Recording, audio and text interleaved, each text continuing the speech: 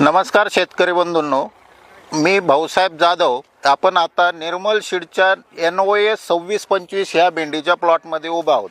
आता या प्लॉटला जवळजवळ 70 ते 80 दिवस झालेले आहे आणि हा प्लॉट आपण आता ड्रीप इरिगेशन या सिस्टीमवर लावलेला आहे. आपण दोन्ही पद्धतीने त्याची लागवड करू शकतो. एक तर ड्रीप पद्धतीने करू शकतो आणि रेजेस आणि फरोजनी करू शकतो, सोईंग पद्धतीने करू शकतो. पण याचं एक ॲडव्हान्टेज असतं, जर आपण मल्चिंगनी केलं तर यील्डमध्ये निश्चितच त्याचा ॲडव्हान्टेज भेटतो. सकिंग पेस्ट असेल त्या कमी येतात, डिसीजेस पावडर मिल्ड्यू वगैरे सुद्धा कमी येतात. त्यामुळे शेतकऱ्यांनी जर ड्रीप पद्धतीने केलं तर त्याचा ॲडव्हान्टेज त्यांना निश्चितच भेटेल. दुसरं, या वाणाचं वैशिष्ट्य असं आहे की याचं जे पेरातलं अंतर आहे ते अतिशय कमी आहे. त्यामुळं खरीप हंगामासाठी याची जास्त हाईट होणार नाही आणि खरीप हंगामासाठी तर अतिशय उत्कृष्ट वाण आहे हा. तर रब्बी हंगामामध्ये थंडीमध्ये सुद्धा जास्त असते, झाडाची वाढ होत नाही, पण या वाणाचं ते सुद्धा एक वैशिष्ट्य चांगलं.